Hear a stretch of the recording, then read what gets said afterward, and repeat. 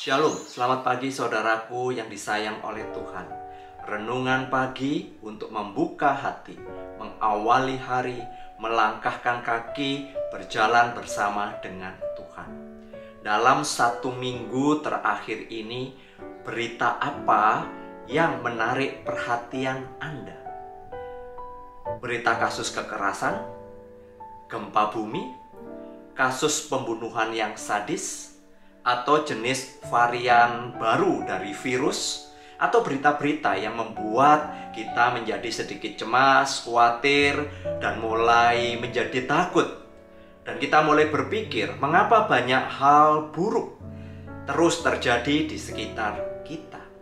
Ya, itulah yang terjadi, bahwa media sosial kita, berita-berita di media selalu menyajikan berita-berita kekerasan, bencana, pembunuhan, atau berita-berita lainnya yang terus terekspos dan membanjiri informasi di dalam kehidupan kita. Berapa banyak sih berita yang kita dengar berkenaan dengan berita-berita yang baik, positif, membangkitkan semangat, membangun kehidupan, melakukan kebaikan di sekitar yang kemudian memberi dampak yang baik? Rasanya hampir kurang, bahkan nyaris tidak ada. Tampilan di media sosial kita juga dipenuhi dengan hal-hal yang kurang bermanfaat dan cenderung jorok, yang kemudian menjadi viral dan mulai ditiru oleh sebagian besar orang. Hal-hal buruk memang lebih mudah dicerna, mudah diadopsi dan ditiru. Namun sebaliknya, hal-hal yang positif, yang baik, berguna, dan membangun sering kurang mendapat perhatian. Intinya, semakin banyak hal buruk yang kita terima, hal-hal kotor yang masuk di dalam otak kita, hal-hal jahat yang kita perhatikan, maka tanpa kita sadari hal ini akan berpengaruh ke dalam diri kita, berpengaruh di dalam pemikiran kita, tindakan kita, serta perbuatan kita yang juga akan menjadi buruk. Tanpa kita sadari, kita akan terkontaminasi dengan hal-hal buruk.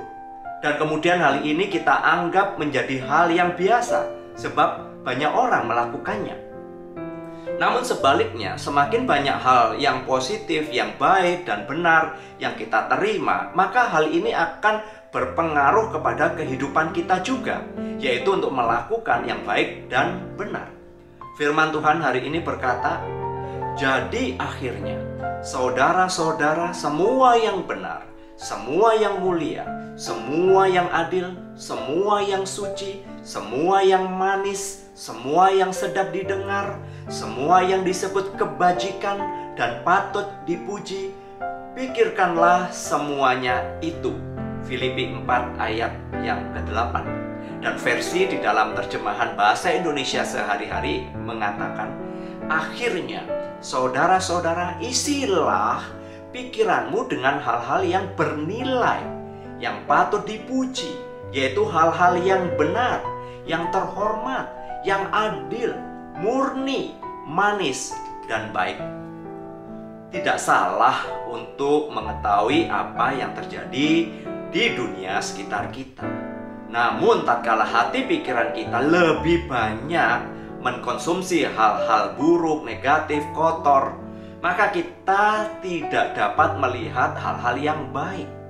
Firman Tuhan mengingatkan kita agar hati pikiran kita dipenuhi dengan kebenaran, sehingga kita dapat berpikir dengan benar sekalipun kita sedang berada di situasi yang buruk.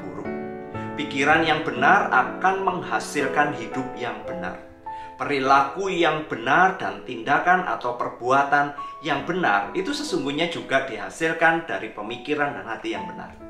Jadi jangan biarkan hati dan pikiran kita terus terkontaminasi, dipenuhi dengan hal-hal yang negatif, yang jorok. Namun belajarlah untuk mengisinya dengan kebenaran firman, sehingga kita dapat menjadi berkat bagi orang lain di tengah situasi buruk sekalipun.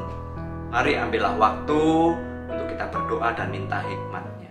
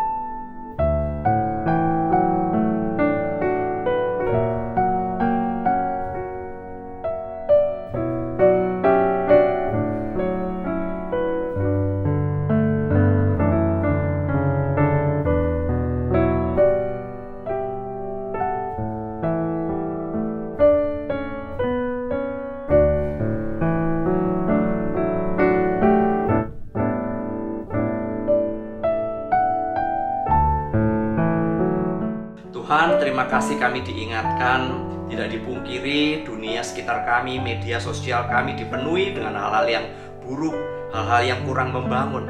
Namun sejatinya kami harus belajar. Bukan kami tidak boleh melihat hal yang sedemikian, tapi kami menyadari bahwa kami harus dipenuhi pikiran kami, hati kami dengan kebenaran firman. Karena dengan kebenaran firman itulah kami akan dapat melihat hal-hal yang ada di sekitar kami, dan kami dapat bertindak sesuai dengan firman Tuhan.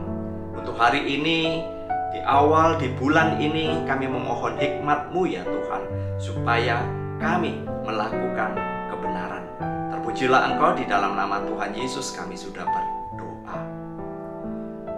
Mari kita isi hari ini dengan kebaikan Tuhan, lalu kemudian nyatakan dan lihat apa yang akan terjadi. Berkat dari Allah Bapa, Tuhan Yesus, dan Roh Kudus menyertai kita hari ini sampai selama-lamanya. Amin.